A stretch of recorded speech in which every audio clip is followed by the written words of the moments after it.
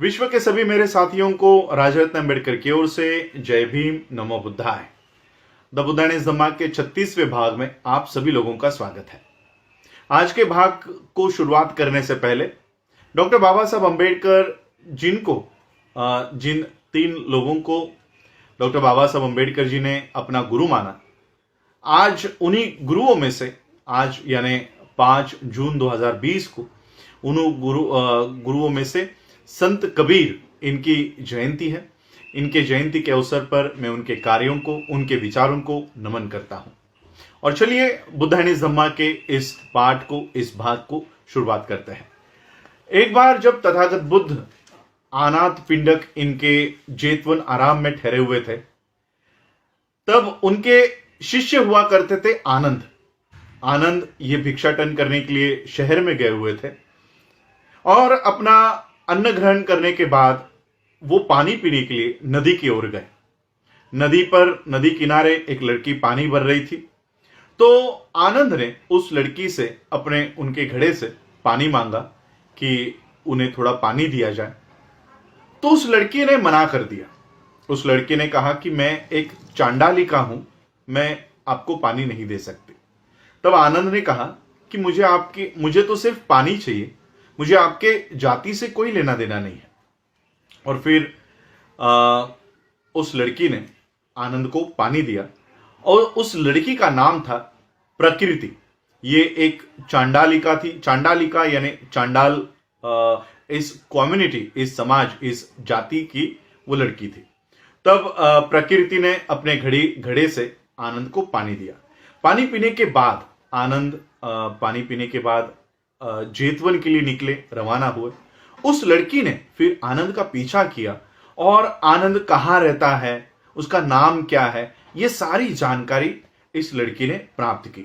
उसको पता चला कि ये तथागत बुद्ध का शिष्य है, ये तथागत बुद्ध के शिष्य है, इनका नाम आनंद है। और घर आने के बाद उसने अपने माता को ये सारी बातें बताई। उनकी माता का नाम था मातंगी को ये सारी हकीकत उसने बताई। और ये जो प्रकृति है, जिस लड़की का नाम प्रकृति है, ये जमीन पर लेटकर रोने लग गई। और फिर मां ने वो कारण पूछा कि इस तरह से रो क्यों रहे हो। और फिर प्रकृति ने अपनी माता मातंगी को बताया कि वो आनंद से शादी करना चाहती है, आनंद के अलावा वो और किसी से भी शादी नहीं करेगी। उसकी माता ने ये सारी जानकारी फिर प्राप्त की कि आनंद कौन है, कहाँ रहता है। और ये सारी जानकारी प्राप्त करने के बाद वो वापस अपने बेटी के पास आई और मातंगी ने कहा कि ये शादी नहीं हो सकती, ये शादी बहुत मुश्किल है। आनंद जो है ये तथागत बुद्ध के शिष्य है और उन्होंने आजीवन अविवाहित रहने की प्रतिज्ञा ली हुई है और इसलिए ये शादी नहीं हो सकती। ये खबर सुनकर प्रकृति को बहुत दुख हुआ और उसने खाना पीना छोड़ दिया। वो इस बात को मानने को ही तैयार नहीं थी, वो इस विधि लिखित को मानने को ही तैयार नहीं थी। उसने अपने मां से कहा कि मां, तुम जादू टोना की कला जानती हो, क्यों ना इस जादू टोना का प्रयोग अपने उद्देश्य को प्राप्त करने के लिए किया जाए। मां ने कहा कि मैं क्या कर सकती हूं, ये मैं देखती हूं, क्या किया जा सकता है ये मैं देखती हूं। और फिर मातंगी ने आनंद को अपने घर पर भोजन दान के लिए बुलाया। भोजन देने के बाद मातंगी ने आनंद से कहा कि मेरी बेटी आपसे शादी करना चाहती है और अगर आपने उससे शादी नहीं की तो मेरी बेटी आत्महत्या कर लेगी। तो आनंद ने कहा कि इसमें मैं कुछ भी नहीं कर सकता, मैं आजीवन विवाहित रहने के लिए प्रतिज्ञित हूं, मैंने प्रतिज्ञा ली हुई है और इसलिए मैं शादी नहीं कर सकता, इसमें मैं आपकी कोई सहायता नहीं कर सकता। और फिर मातंगी ने ये सारी बातें अंदर जाकर अपनी बेटी को बताया कि आनंद ने इनकार कर दिया है, आनंद ये शादी नहीं कर सकता। और फिर ये जो प्रकृति है ये अपने मां पर चिल्लाई और उसने कहा कि मां, तुम जादू टोना जानती हो, अभी के अभी जादू टोना करो और इस आनंद से मैं आज रात को ही शादी करूंगी और आज रात को ही मैं इसे अपना पति बनाऊंगी। माँ ने कहा, मातंगी ने कहा कि मेरा जादू टोना ये तथागत के खिलाफ नहीं चल सकता। लड़की ने चिल्लाकर अपनी माँ से कहा कि माँ, ये दरवाजा बंद कर दो, आज आनंद को हम घर जाने ही नहीं देंगे, वैसा जेतवन में जाने ही नहीं देंगे, उसे यहीं पर रखेंगे और आज ही रात में उसे अपना पति बनाऊंगी। और फिर ये मातंगी ने उस कमरे में, जिस कमरे में आनंद ठहरे हुए थे, उस कमरे में बिस्तर लगाया और ये प्रकृति सज धज कर आनंद के सामने आई। और आनंद के ऊपर इसका कोई भी असर नहीं हुआ। आनंद अपने सिद्धांतों के ऊपर, अपने उद्देश्य के ऊपर ठाम थे। वो अचल होकर ये उस आनंद के ऊपर कोई परिणाम नहीं हुआ। आखिरकार मातंगी ने जादू टोना का प्रयोग किया और इस जादू टोना के प्रयोग में उस कमरे में आग लग गई। मातंगी ने आनंद के चीवर को पकड़कर, कपड़ों को पकड़कर आनंद से कहा कि अगर तुम मेरी बेटी से शादी नहीं करते हो तो तुम्हें इस आग में ढकेल दूंगी।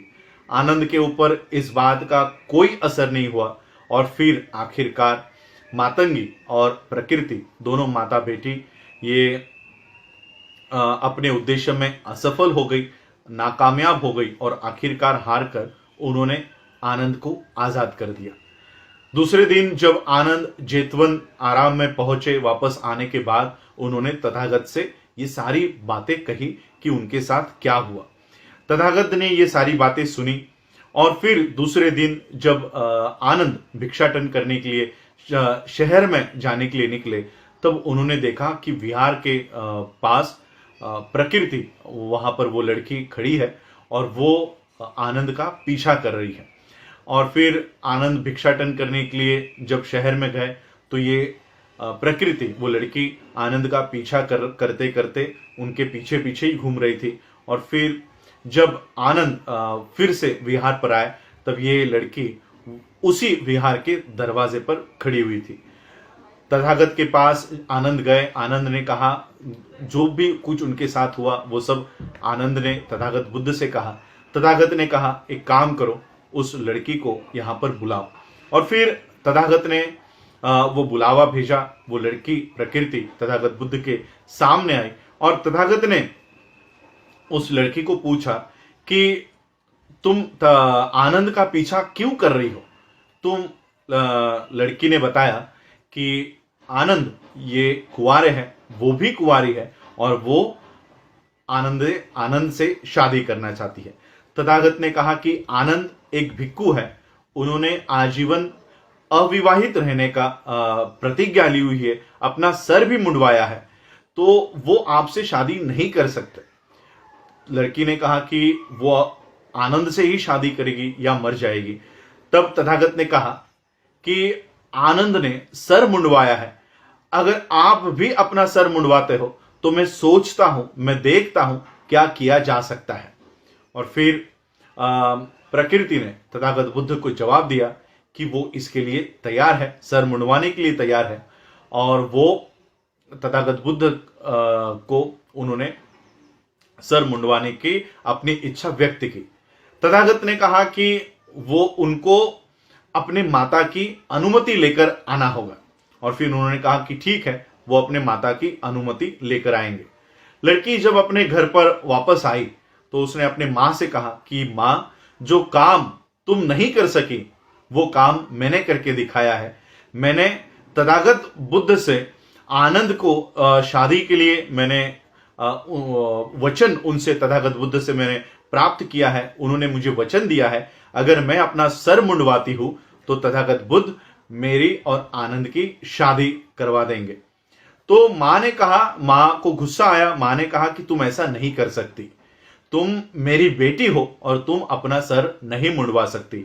माँ ने इस तरह से गुस्से में अपने बेटी से कहा कि तुम एक श्रमण से क्यों शादी करना चाहती हो? आनंद एक श्रमण है, उससे इतना शादी करने के लिए इतना उतावली क्यों हो? तुमको और भी अच्छे रिश्ते मिलेंगे, और भी बेहतर लड़के तुमको मिल जाएंगे। लड़की ने कहा कि या तो वो आनंद से शादी करेगी या तो मर जाएगी। उस लड़की के पास तीसरा कोई मार्ग नहीं है, तीसरा कोई पर्याय उपलब्ध नहीं है। मां ने कहा कि तुम मुझे इस तरह से अपमानित क्यों करना चाहती हो, क्यों कर रही हो। वो लड़की प्रकृति ने कहा कि हे मां, अगर तुम मुझसे सही में प्यार करती हो तो मैं जो करना चाहती हूं, जो मेरी इच्छा है वो मुझे करने दो, मेरे मार्ग में अड़चन मत बनो। और फिर मां ने अपना विरोध पीछे ले लिया और उस लड़की ने मुंडन करके अपने सर के बाल मुंडवा कर वो तथागत बुद्ध के सामने आ गई। और फिर तथागत बुद्ध के सामने आकर उसने लड़की ने कहा कि अब मैंने अपने बाल मुंडवा लिए हैं, अब मेरी आनंद से शादी करवा दो। तब तथागत ने उस लड़की से पूछा कि तुम्हें क्या चाहिए, आनंद के शरीर के कौन से हिस्से से तुम प्यार करती हो। तो लड़की ने जवाब दिया, मैं आनंद के नाक से प्यार करती हूं, आनंद के कान से प्यार करती हूं, आनंद के मुंह से प्यार करती हूं, आनंद के चाल से प्यार करती हूं। इन सारे अवयवों से, इन सारे भागों से मैं आनंद से प्यार करती हूं। तब तथागत बुद्ध ने जवाब दिया कि ये जो कान होता है ये गंदगी का घर होता है, नाक में गंदगी होती है, मुंह में तो सिर्फ थूक होती है, ये पूरा शरीर मल और मूत्र से भरा हुआ होता है। जब एक स्त्री और एक पुरुष जब नजदीक आते हैं, एक हो जाते हैं, तब संतान की निर्मित होती है, संतति प्राप्त होती है। और जब जन्म होता है तो मृत्यु भी होता है, और जब मृत्यु होता है तो दुख होता है। और इसलिए उसे हे लड़की, तुझे आनंद से शादी करके क्या मिलने वाला है, तुम्हें आनंद से शादी करके क्या मिलेगा।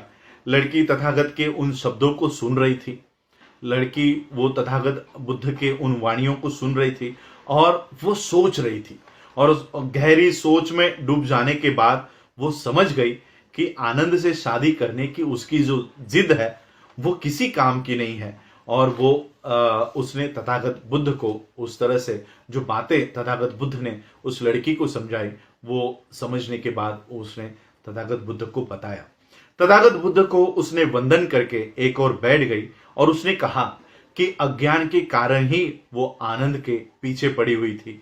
अब मेरा मन ये प्रकाशित हो गया है, वो प्रकाश मेरे मन में स्थापित हो चुका है। अब मेरी स्थिति ऐसी हो गई है जैसे किसी तूफान में एक नाव फंस जाती है और उस नाव का जो नाविक होता है सुरक्षित किनारे पर वो नाव पहुंचने के बाद जैसे उस नाविक की मनस्थिति होती है, मन की स्थिति होती है, वैसे अब उस लड़की की स्थिति हो गई है। जैसे किसी वृद्ध को, निराधार वृद्ध को बुढ़ापे में सहारा मिल जाता है या किसी अंधे को आंख मिल जाती है, अब उसकी स्थिति ऐसी हो गई है। तथागत बुद्ध के प्रज्ञा भरे शब्दों को सुनकर वो नींद से जाग उठी है और अब वो आनंद से शादी नहीं करना चाहती। तथागत ने कहा कि धन्य है हे प्रकृति, तू धन्य है। एक चांडालिका होने के बावजूद भी तू श्रेष्ठ पुरुषों और श्रेष्ठ औरतों के लिए आदर्श होगी। और तुम निचले जाति के होने के बावजूद भी ब्राह्मणों को ब्राह्मण भी तुझसे शिक्षा प्राप्त करेंगे और ब्राह्मणों को तू शिक्षा देने का काम करेगी। कभी भी अपने आप को सदाचरण के और न्याय के पद से विचलित मत होने देना। कभी भी अपने आप को अच्छे मार्ग से और न्याय के पद से कभी भी विचलित मत होने देना। आपकी कीर्ति ये राज सिंहासन पर बैठी हुई रानियों से भी बढ़कर आपकी कीर्ति महान होगी। और फिर इस तरह से तथागत बुद्ध ने प्रकृति एक चांडालिका यानी कि निचली जाति के लड़की को इस तरह से ये बातें कही। और जब प्रकृति को लगा कि अब वो शादी नहीं करेगी, तब वो भिक्खुनी संघ में प्रविष्ट हो गई। निचली जाति का होने के बावजूद भी तथागत बुद्ध ने प्रकृति को अपने भिक्खुनी संघ में उनको शामिल कर लिया। इस तरह से प्रकृति इस चांडालिका की बौद्ध धम्म में, बुद्ध के धम्म में, बुद्ध के संग में उनका आगमन हुआ, वो संग में प्रविष्ट हुई। ये थी प्रकृति चांडालिका की प्रवर्जा की हकीकत। आप लोगों ने आज मुझे सुना, उसके लिए आभार, धन्यवाद। फिर से एक बार संत कबीर जी के चरणों में नमन अमन करता हूं, नमन अदा करता हूं और यही रुकता हूं। जय भीम, जय भारत, जय बुद्ध।